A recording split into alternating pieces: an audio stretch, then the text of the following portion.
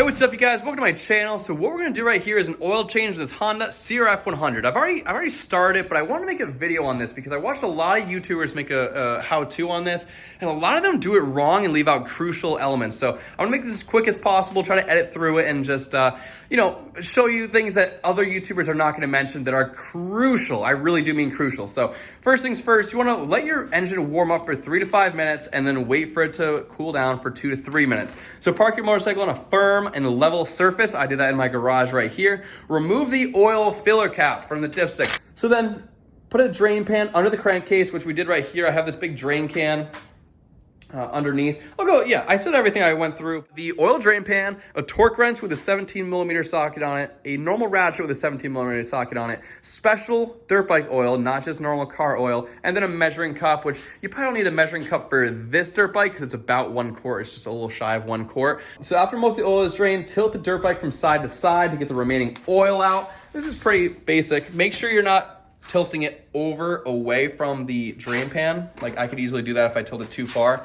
But tilting it back and forth, so now we have another flow of oil again, when before we didn't. This is for a Honda 100 again, but it's pretty universal for a lot of the small trail bikes. They're not gonna be very vastly different, but make sure you check your manual, because some have an oil filter, which you also need to replace. Drain the oil until it's all out, and then pour the drained oil into a suitable container and dispose of it properly, all right? I can bring it to my dump for free and just pour it in for free. Make sure you pour it somewhere suitable. Don't put it somewhere it shouldn't be. It's horrible for wells and the environment, so make sure it goes where it should be.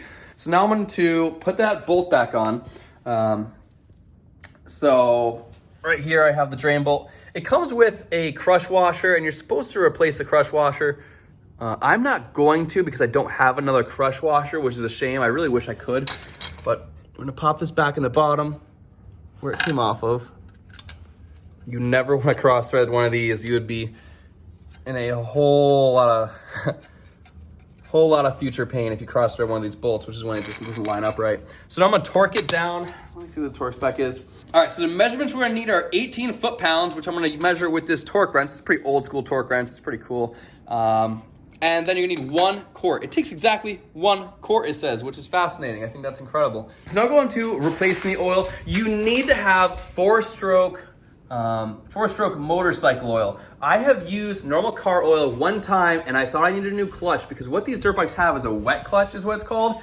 And inside the motor, like actually inside the engine, where the oil is where the clutch is. So if you have, there's an additive in here that makes it, it's some sort of additive, or an additive not added compared to motor oil for a car, but it has a wet clutch, so the clutch cannot have normal car oil. It felt like I had a blown clutch, and I almost bought a new one. Ended up having to take the clutch out and things like that. So make sure you get 4-stroke motorcycle oil. You can go to a dirt bike dealer. I got mine on Amazon, but make sure you know what you're looking for. Also, I'll put it on the screen right now how to figure out which oil you need.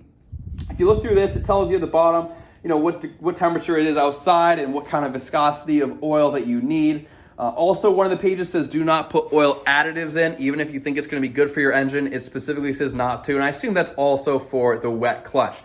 So now it says pour the recommended oil into the crankcase, approximately 1 quart. Now, if you look here on mine, it's pretty dirty around here, so I'm going to very carefully wipe that edge before I do this. So now we're gonna put our funnel in, and we wanna make sure that we have a clean funnel. Do not use a dirty funnel from your garage. All right, so now we gotta let the engine run for 3 to 5 more minutes. So I'm just gonna dispose of this oil. I'm gonna put this oil back in the original container while I'm letting the engine run, and then we'll be right back to check the oil. All right, so now our last step is just to check the oil. I completely wiped this off. You can see that, area that has the X's across it. It's actually just a dash, dash, dash.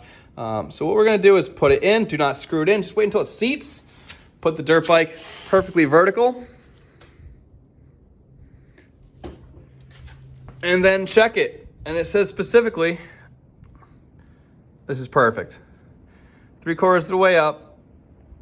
That's what this one looks like. The camera doesn't pick it up very well. 3/4 of the way up. And it specifically says, add oil until it is, let's see, the oil, if it's below or near the lower mark, add oil. If it's near the upper mark, you are okay and do not have to add oil. So I hope you like this video. Please leave a comment for any of my future videos, just for some feedback, or any questions you might have. I'm as interactive as possible, and so are the community that watches the videos. They'll help you too. So hope you have a great day, and see you in the next video. Bye.